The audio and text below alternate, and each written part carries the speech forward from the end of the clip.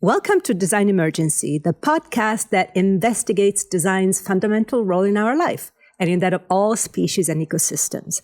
I'm Paola Antonelli, and together with Alice Rawsthorne, I believe that design is not only one of the highest expressions of human ingenuity, but also a tool in managing emergencies, large and small, acute and chronic, local and systemic, any kind of emergency. And every emergency is also design emergency. It segues that design is always on. And one of the deepest and most often overlooked emergencies in the world, not only in the design world, in the world at large, is the erasure of Indigenous knowledge systems and the continued exclusion of Indigenous voices from the platforms where futures are imagined. Why is it an emergency? Well, in the current climate especially, there's this attempt to homogenize. So the kind of like old and ancient wisdom that Indigenous knowledge can bring is particularly precious. And today, we're honored to have a chance to speak about it with Sadie Red Wing, a Dakota Lakota graphic designer, researcher, and educator whose work challenges the dominance of Western design methodologies by advocating for Indigenous design sovereignty and new ways of designing and of teaching design. Welcome to Design Emergency, Sadie. Thank you. Super happy for our conversation today. Thank you. And so Sadie Red Wing is a citizen of the Spirit Lake Nation from the Great Plains and currently works as an Arizona State online instructor. And also she's doing her PhD at the University of Minnesota. And before she was teaching at OCAD, which is a great university in Toronto, and more. Her work bridges graphic design, advocacy, especially related to visual sovereignty, information systems, and cultural survival. She reminds us that typography, layout, and even color theory are not neutral, but carry deep histories, and that these visual systems can either perpetuate colonization or become tools of liberation, not only for the native tribes, but for all. In this episode, we explore the relationship between design and decolonization, the role of storytelling in sustaining native epistemologies, and the future of education that truly respects the plurality of ways to know and to design. So this is a conversation about power, about reclaiming space, about place, and about design as a living, breathing act of cultural continuity. So, Sadie, let's jump right in because, there's so much that we have to learn about all these different terms and about all these different concepts, sadly, but we have to learn it. So can you define the idea of visual sovereignty and especially visual data sovereignty in your own terms? And how do you see it shaping the future of design beyond native communities? I think going into any conversations around sovereignty, colonization, colonialism, the first thing that I guess is kind of helpful in my responses is I really have to get an idea where everyone's competency level is. So meaning that how familiar are folks with sovereign Indigenous nations in the United States, whether that is they live relatively close to a tribal sovereign nation, that could be more, or just even if they know of somebody who is of Indigenous descent. So depending on where we're located in the United States, I always kind of have to do a temperature check in means of how familiar are folks with Indigenous sovereign rights. And I hate to say it, is that in many spaces, not many people have high competency levels, are really unfamiliar when it comes to sovereign laws. Here we're close to zero. So, it's like we're speaking to the whole world. So let's assume that. Yeah. So going into just what sovereignty is. So again, coming in as a graphic designer specifically, I really look at building guidelines and protocol techniques when designing for Indigenous governments. So when I'm in my line of work in an area that's, I would say, a little bit stressful is just generally speaking, the country of the United States is unfamiliar with Native American nations. So the first thing that I do in my practice is really try to build that relationship or build a visual image in folks' heads of how the United States government works with tribal nations. So that's always the beginning entry level, because if folks don't know that relationship or they don't know what actual colonization is in the United States, then we can't necessarily get to, well, why do we need a protocol specific graphic design practices for that tribal government? So to define sovereignty, I would say it is a group a group of folks that have independency. So like they're almost 600 federally recognized tribes in the United States. But living in the United States, we don't see them as countries. And my question, or even my goals as a graphic designer, if I'm working with a demographic that feels invisible, who's going to give the visual? Who's going to visually communicate their sovereignty or visually communicate themselves as an independent nation?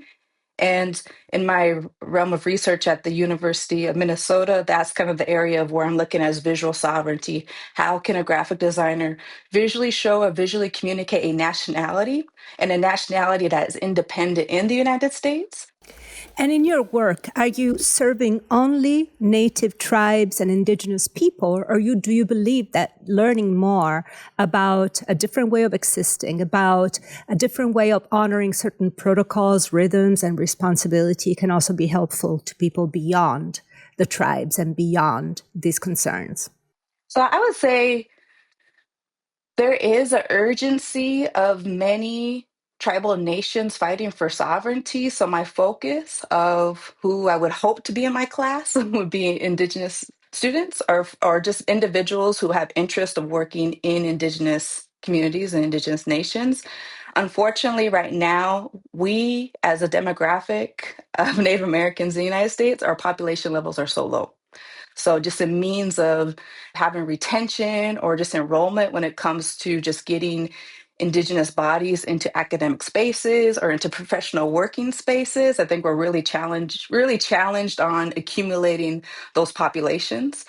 So I feel ideally in a dream would be to be an educator, design educator, and have a predominantly Indigenous class, predominantly Indigenous faculty, possibly an Indigenous institution specific to Indigenous design in the United States. So those are all goals. But as of now, we're really struggling on just, having a voice in the United States and then even getting the practice of design. Art, yes, we're in there, but particularly looking at design, we are so low. So unfortunately, I wish I could have a little bit more representation in the demographics of designers who are identified as Indigenous, but we're not there yet. But that's that's what makes this work so active is the need. Like there's a need for Indigenous folks into these design and research spaces. And I appreciate very much how you're keeping your focus precise and you're thinking really of this kind of school. But let's talk about right now schools that exist. And you have said that design, as it's taught in the Western institutions, often fails Indigenous students.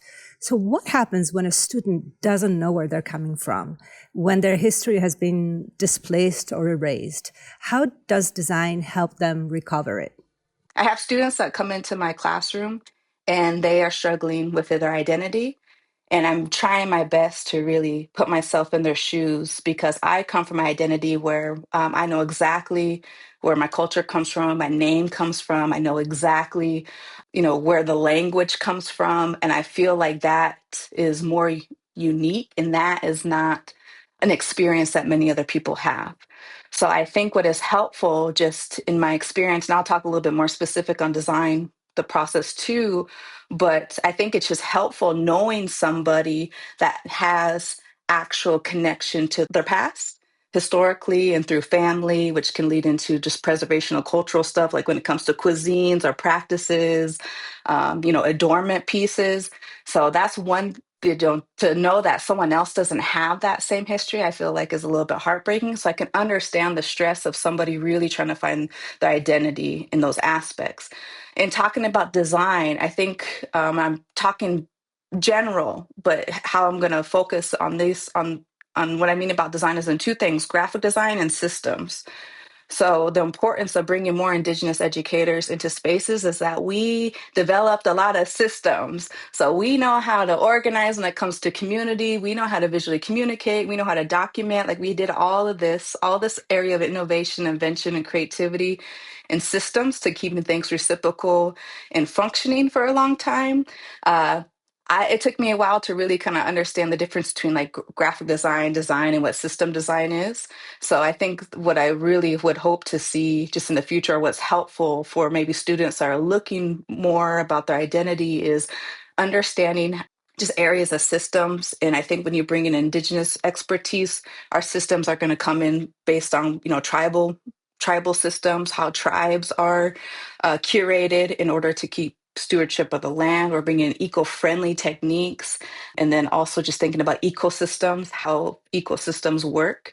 And that's kind of getting into the realms of like sustainability and being more eco-friendly. When it comes into the graphic design side, so going back to the sovereignty or the visual sovereignty, how to visually represent yourself as a part of a group, a tribe, a nation, a government. I think that's kind of just an area where it'd be interesting to kind of see someone's pride in the United States nationality, how they might represent that pride, and see, like, do we see that same sense of pride or visual sovereignty represented for other nations? Globally, we might see a lot of that in something like the Olympics. Here in the United States, we don't see much of that in representing Indigenous nationalities. So, yeah, I think if you're seeing someone showing their identity from the ground up, I think that's a perfect time for someone wanting to learn their identity to jump on board and just kind of see what that process is like. Definitely. And, I'm thinking just to get to the practical side and really understanding what you mean on an example, I think we could take your visual essay, which is a way to kind of reconstruct your own personal story when you were at school at North Carolina State University and your whole process through that. So if you don't mind talking about visual essay, could you please describe it visually for our listeners and then explain it for us? Yeah, so as a student at North Carolina State, we had a project assignment called a visual essay. Coming from an undergraduate program that was at a tribal college, I didn't get the same understanding or the same vocabulary in graphic design as I did at North Carolina State. So when I read the prompt for a visual essay, I thought of it as how can I share a story, but with only using, I guess, images or graphics or signs without actually utilizing text. So for those viewers who are unfamiliar with the visual language of the Lakota or the Great Plains folks in the central United States, looking at our visual language is very geometric, very shape-based. Because we didn't have the printing press, we didn't have the English language, we didn't have all the tools of actually handwriting. We did a lot of documentation through grids, so weaving within adornment pieces. With porcupine quills. It really Yeah, fascinates me that yeah. it's the porcupine quill that is at the basis of it all. Yeah. So, and think about, so when you're working in a grid, you're going to have more geometric shapes. Our visual language doesn't look like paintings. It doesn't look like, just maybe a little bit more abstract. It's really symmetrical and really shape based. So in the visual essay, I do have a large, I want to say almost a mural size image of shapes combined together to kind of represent landforms that are indigenous or sacred sites to where I come from. So coming from the Dakotas, so North Dakota and South Dakota, we have the Black Hills. There is a shape image. There's a symbol representing the Black Hills. There's symbols representing just things that are in the Lakota values like star knowledge, or we do have a lot of relationship, or we do have a lot of belief in relation to astrology. And so depicted in that visual language is more so providing symbols, visuals that visually communicate the Lakota visual language. In the visual essay, there are symbols that visually communicate land formations that are important to the Lakota people. And a lot of them have reference to where I grew up, where I came from. But then also there are symbols that depict influential mentors in my life. So for example, in looking at the visual essay, there might be a symbol for the feather. And I might have the feather representing each professor that helped me at North Carolina State University. So because a feather isn't necessarily signing individual, I'm using as a symbol. So very symbolic, color-wise, very symbolic when representing land formations in sacred sites in the Dakotas, North Dakota, and South Dakota. But then also just utilizing the basic shapes and the basic conventions that I would use that I would teach, educate at a novice level for entry or a freshman student. Yeah, so it's a large, very shaped, very symmetric, a lot of balance, but a lot of symbolic. And the symbolism within the visual essay depicts my journey on going through obtaining my master's from North Carolina State University. And I want to remind everybody, you'll be able to see all the images on our Instagram platform at design.emergency. We'll publish them. So you'll be able to also, if you listen and watch at the same time, you'll be able to put it all together. There's an echo in this kind of design that carries really far and gives a sense of time that is different from the one that we're normally used to in the Western canon. And you've said that design as taught in Western institution is really very biased. So I'm thinking, if there were a way to to redesign the curriculum from scratch, what would be the first thing that you would get rid of in the traditional Western curriculum? And what should non-Indigenous students learn in their foundational curriculum? In other words, what should go and what is missing?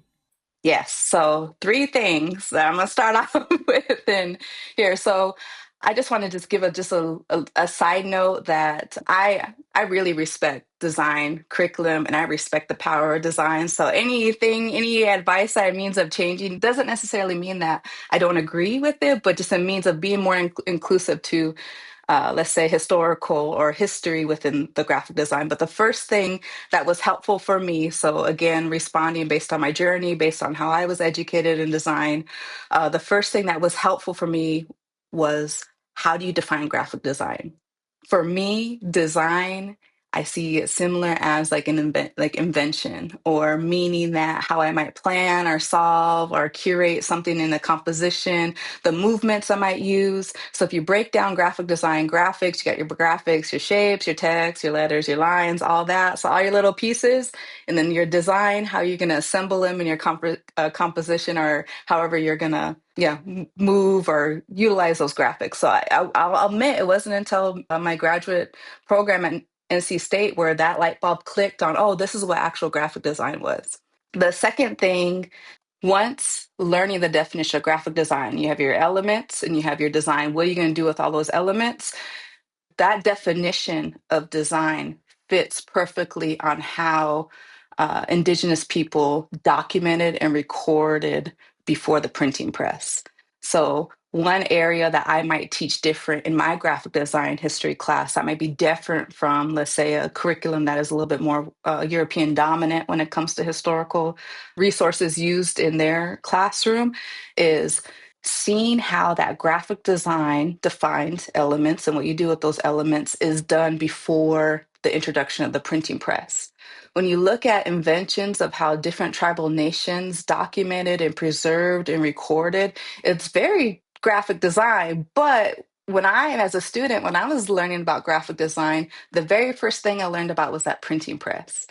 So I think one thing that is kind of just interesting is, if you're defining graphic design in that way, there are other forms or other historical inventions that are designed, but you can't pick up a textbook and read about them. You don't have any citation on who's the innovator or who's the creator that created these things. And then all that history kind of just either gets lost or is not documented. And then more so, a lot of inventions prior that originate from, let's say, the continent North America, they get appropriated. So they don't get any citation of where that particular invention came from, or just even using the word invention instead of design when it comes to Indigenous inventions. Indigenous inventions always get categorized as craft.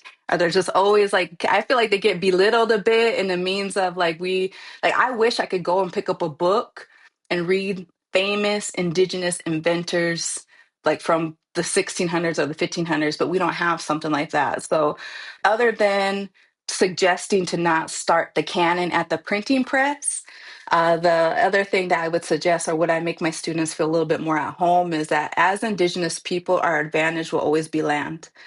It will always be land. That will be our go-to. That'd be the easy, when we are designing, and I'm talking specifically graphic designing, and we're designing for our Indigenous target audience, in comparison to other demographics and races, we are the ones that can pick elements from the land. I really understand from your way of teaching and speaking about design is the sense of place.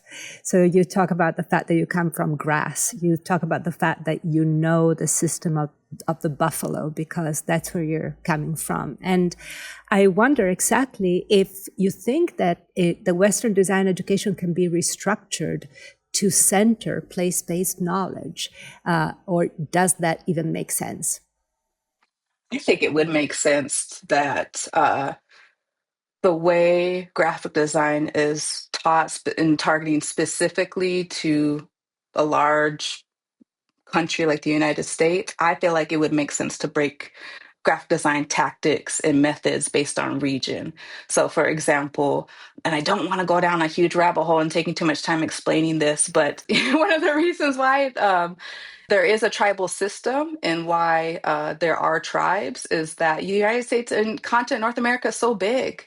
So it would be strategic to break up leadership and break up people and functioning systems in little pockets or little areas, because at the end of the day, you got to take care of your terrain.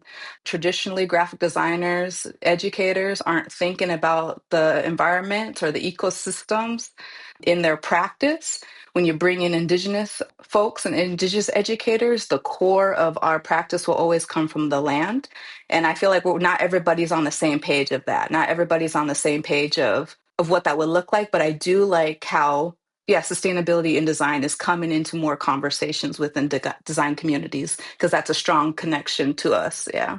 Absolutely. And this leads me to the second case study from your practice that I wanted to bring up, which is the work that you did for Standing Rock, so Rise with Standing Rock. So just to remind everybody, it was Standing Rock was a series of Native American-led protests against the construction of the Dakota Access Pipeline in 2016 and 2017. And that drew thousands of supporters who opposed this sweeping pipeline's potential impact on Standing Rock Sioux tribes' water supply and sacred land. And you did graphic design work for this particular protest. Can you please describe it and tell us where it came from and how you went about it? The protests at Standing Rock, or the fight against the Dakota Access Pipeline, that was in 2016, which is crazy to think that was almost 10 years ago. I was just about to receive my master's degree from North Carolina State, and tribes in North Dakota and South Dakota put a call out to tribal members saying that we need our people to come fight the pipeline. So I just needed my tribe to hear that, and then I was gone. So meaning that I got the diploma, jumped in the car, and went to Standing Rock. Now, when I first got to Standing Rock, or is kind of at the beginning where there was a lot of intensity going on, but it wasn't getting publicity. It wasn't on the news. And again, at that time, 2016, the go-to were, if you want to get a message across, social media posts and hashtags. And when I went to Standing Rock, a lot of the visual communication, and again, this is a different time when we were still stuck around stereotypes, or I would feel like the graphic design from 2016 was not as prominent as it is now in 2025. So it was a really good start of hey, this is Standing Rock. I don't see any Lakota language. Why? I don't see any iconography or symbolism that depicts the Standing Rock Nation, or just to even, again, visually communicating our sovereignty and what we look like in a place like North Dakota versus a tribe that might be from California or Florida. So I made, and again, I'm just I just wanted to make an Instagram post, and on that post, if you have a chance to see it, it says Miniwi Choni, which is Lakota from the Lakota dictionary, the spelling of it, and it is a sunrise coming up from the water. So Standing Rock, Cheyenne River. We have the Missouri River that runs through North Dakota and South Dakota, so a very sacred river for us. So there is it's a landscape of the water and then the sun coming up, but it's very symbolic. So it looks a little bit more shape-like. Because of the boldness and the thickness of the shapes and the text, it was easy to screen print. So the Indigenous Peoples Power Project out of the Bay Area, they brought activists, trained activists, to put an art camp at Standing Rock, and my piece was selected as one of the banner makers, and which is a huge honor to have one of your pieces screen printed onto canvases and used to campaign and used to protest. To me, that was it. That was me. It's I made it as a graphic designer. And then once photography came, hashtags came, the power of sharing massively, it's actually was the launching pad of me being associated as a graphic designer and then participating in a protest, and then sharing that experience, which has really actually led me into being an educator and being an advocate. But yeah, that piece, particularly what you're mentioning, is something really special to me. It reflects my beliefs, and And to know that that was my launching point into my professional career, it's really humbling. And it's really nice to talk about it now that it's been 10 years. And what does mini Wichoni mean? Yeah, mini Wichoni. So mini is water and Wichoni is life. So when you translate it, it means water is life, or water is so essential, like we need it to survive. Right. It's important to be recognized and it's important to spread the word, but how do you navigate the line between visibility and appropriation in your work? Meaning that how do you also train your students to deal with appropriation? And what kind of responsibilities do non-native designers carry when referencing Indigenous visual culture? Are they allowed to, and how should they behave?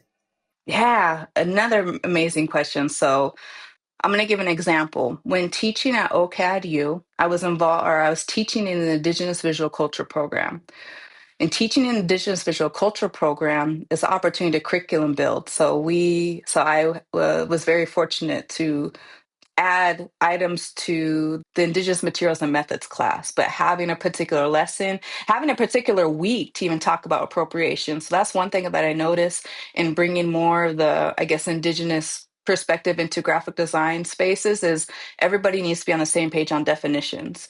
Appropriation is another definition that not everybody's on the same page for. So the first thing that going into, let's say, a lesson plan around appropriation is we got to define it. How is appropriation defined different than, let's say, adapting or adopting a technology or an invention, or fusion? How do you fuse or blend? So if I'm in a classroom, I got the projector up, I'm going to make 3 columns. We're going to talk about appropriation.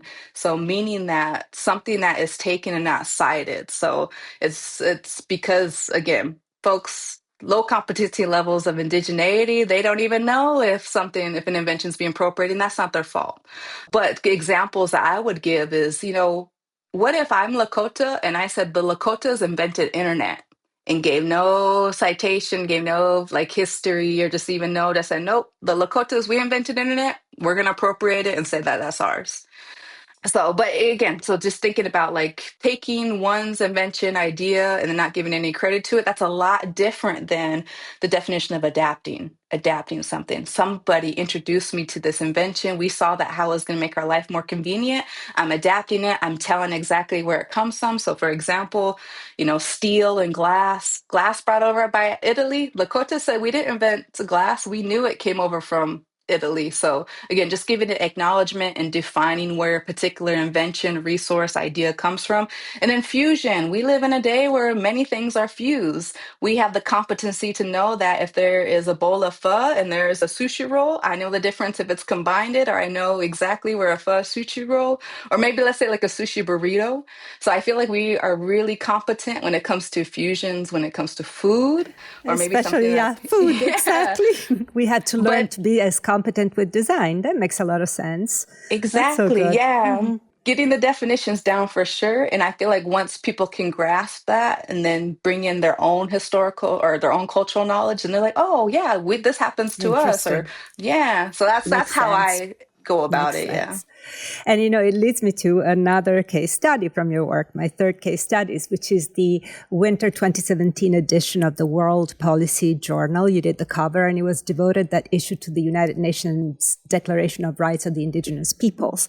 And in that case, there's this idea of pan-Indianism. You had to do a cover that reflected all Indigenous peoples somehow. Can you tell me how you tackled it and how you designed it? And also you can describe it a little bit for our listeners.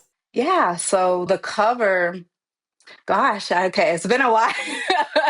Okay. So, Well, I can tell you uh, that it's blue and that it mhm, has it yeah. has this like symmetrical sun-like kind of Yeah. motif. Yeah. One of the reasons why I wanted to do the project or to work with the World Policy Journal is a little bit more of an opposite of what I've been advocating in my research work. So, like we mentioned earlier, I do have a stronger research focus in visual sovereignty. But when we're talking about pan-Indianism, that's a little bit more the opposite, meaning how can we create imagery that is inclusive to many diverse Indigenous nations? Unfortunately, there's a lot more practicers in the pan-Indian side. But what I loved about what World Policy Journal was doing was really talking about the Indigenous stakeholding position in the United Nations. And I feel like, again, folks aren't familiar. They don't know, just the Indigenous voice at a level, at the United Nations level. So I'm including North America and South America as well. There's a lot of commonalities based on belief in our structure and our lifestyles of our land stewardship. So there's a lot of connections between tribes in the prairie, the same as the tribes down in the Amazon. So so starting process is just looking at historical ways of how we might have been connected in the past. So looking at trade routes. Why do we see South America? So again, in history, so thinking of a time before the 1400s, tribes from South America would come up to all the way up to Canada. So very interesting, because then you didn't try to embrace stereotypes from visual languages, but rather you tried to build a new language of sorts that was constructed on these kind of exchanges, on the history, right? Yeah, kind of more like the techniques of how they would document. So let's say that I am looking at traditional visual languages from Indigenous nations in the Mexico area, knowing that they may have more of a desert color palette, but then also a lot of their techniques are going to be similar to Lakota techniques because they're going to work on a grid. So their textiles are going to be woven. So it'd be easy to see, like when we look at textiles, like down, like Mayan traditional textiles or Aztec textiles, we see a little bit more of the cross or more of the X, but we know that that comes from a shared technique of weaving or working within a grid. So just kind of looking at adornment pieces and just traditional visual language pieces, historical, and just kind of seeing what the similarities are. There's a lot of similarities. Like the one thing that would be in a more of an Indigenous design conversation of protocoling, like, well, who owns what triangular symbol? We can't set any definitions to that. Many times, like, let's say the plus sign or the cross sign, not any religious cross, but I mean like the equal plus sign, like a math plus sign. We use that sign to represent stars. Many Indigenous folks use that sign to represent stars. So I know that if I put the plus sign that is intended to represent stars, it's going to be relatable, or it's going to be recognizable. It's going to be a sign that is recognized by Indigenous audiences. So I was trying to find all those symbols that are Universal shared. symbols. Yeah, Mm-mm. yeah. That's so And then great. a structure in a way where it might look like a form of a calendar, or might look like a form of an adornment piece.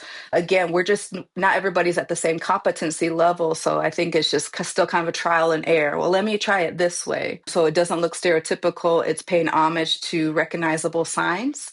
And that, again, it's just if it can capture the attention of an Indigenous person, that would be my doing on getting more audiences to the World Policy Journal. So Got it's it. trying to find that balance is really That the most balance. challenging. Mm-mm. Yeah. I can imagine.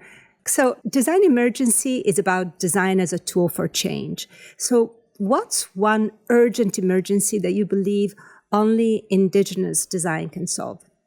Oh, this is a good question. I don't know if this is the problem solver, but this is where it feels like this is where the fire burns in my stomach is.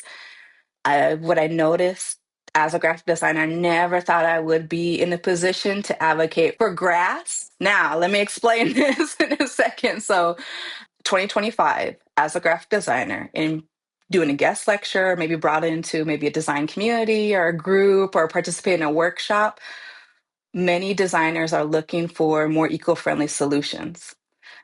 There is a gentleman by the name of Eric Ben. He does the climate design podcast, Climify, and he also is author of The Renourished Design.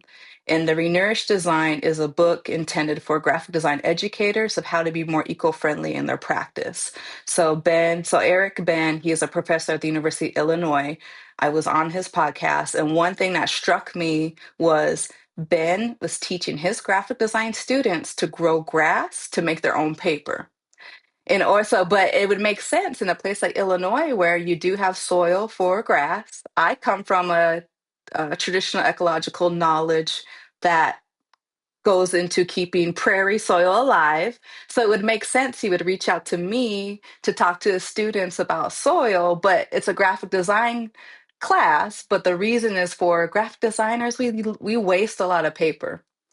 It would make if we have a plan to keep that reciprocal, the resource of the paper growing, it might lessen maybe something that would be like deforestation, or it'll lessen our need to outreach for more paper.